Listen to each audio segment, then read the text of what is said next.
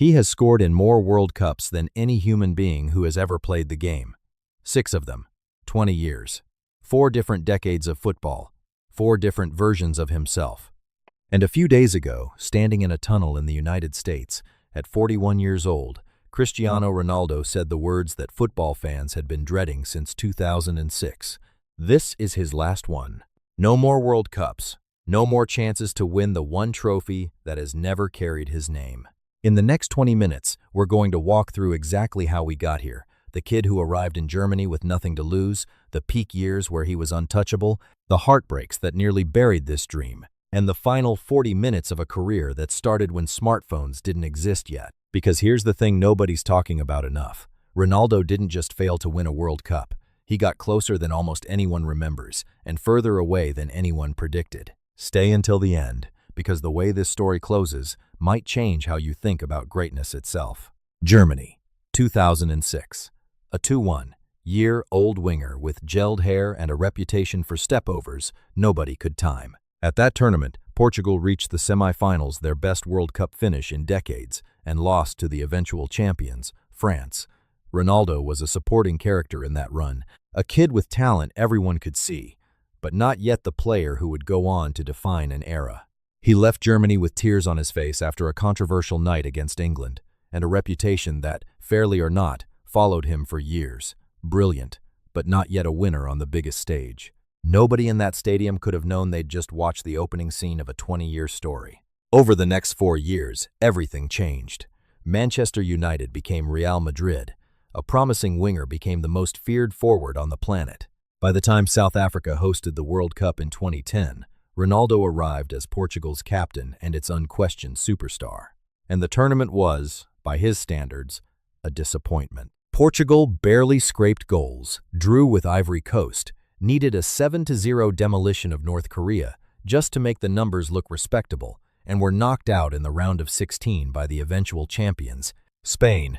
Ronaldo scored once in that North Korea game and looked, for large stretches, isolated and frustrated.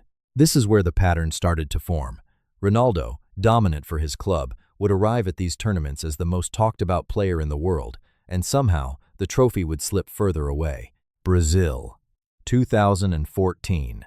This was supposed to be it. Ronaldo arrived as the reigning Ballon d'Or winner, fresh off a Champions League triumph, at the physical peak of his career. And the tournament nearly fell apart before it started. A knee injury limited his preparation, and Portugal opened with a chaotic 4-0 defeat to Germany, a team that would go on to lift the trophy that summer.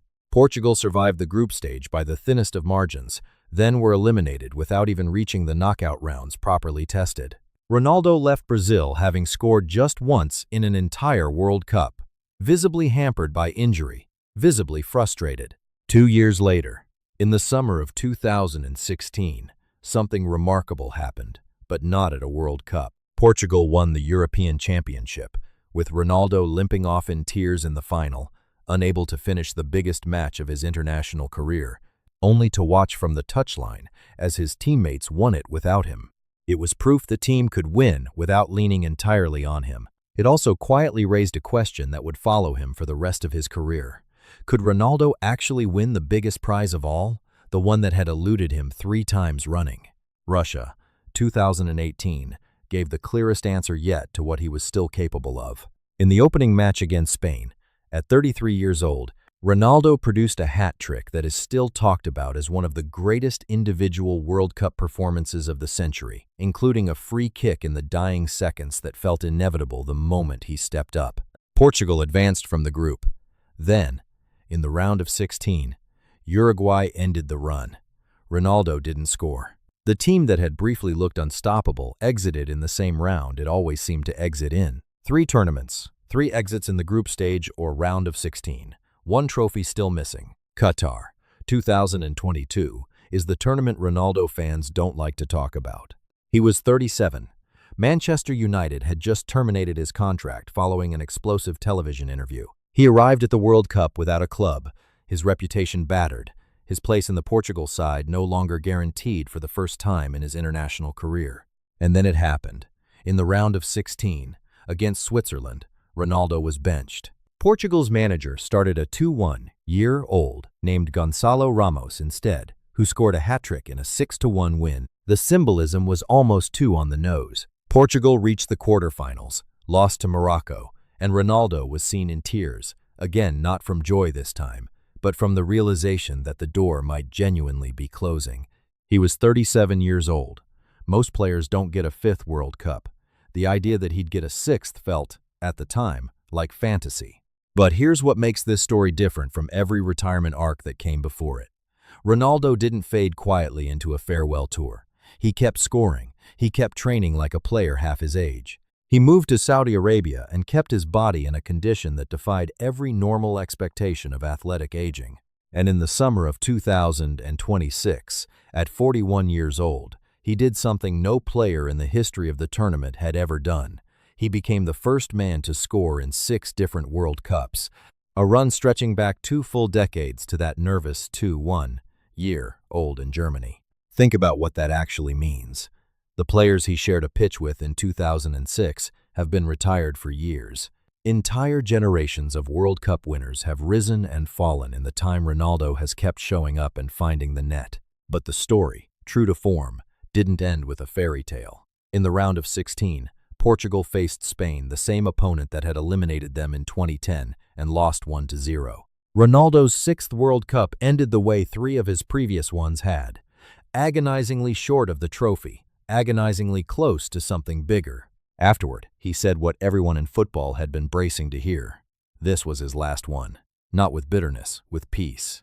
He spoke about giving everything to the game, about not needing football for the life it's already given him, about playing because he still loves it. 20 years of longing for a World Cup, and the closing statement wasn't about the trophy he never won.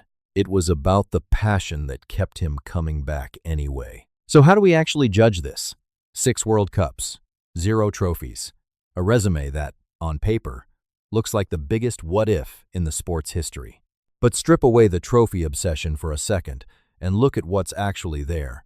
A hat trick against the reigning European champions at 33. A record for scoring across 6 separate tournaments that may never be broken because it requires a level of longevity nobody has ever managed at this position. A player who kept showing up, kept getting benched and coming back, kept getting hurt and returning, for 2 full decades without ever once being irrelevant. Maybe the real story of Ronaldo's World Cup career was never about winning it. Maybe it was about refusing to leave. Every generation gets a player who redefines what's physically possible in this sport. Ronaldo may be the last one who does it in front of us. Live at a World Cup ever again. He came into this game as a kid with too much hair gel and too many stepovers. He's leaving it as the answer to a question nobody had ever needed to ask before. What happens when someone refuses to get old on schedule? The trophy never came, but for 20 years, we got something arguably rarer, the chance to watch someone refuse to stop. If you want to see how this compares to the other members of the greatest of all-time conversation, the video on screen right now breaks down exactly that. And if this is your first time here, subscribe, because we're covering every major storyline of this World Cup as it happens.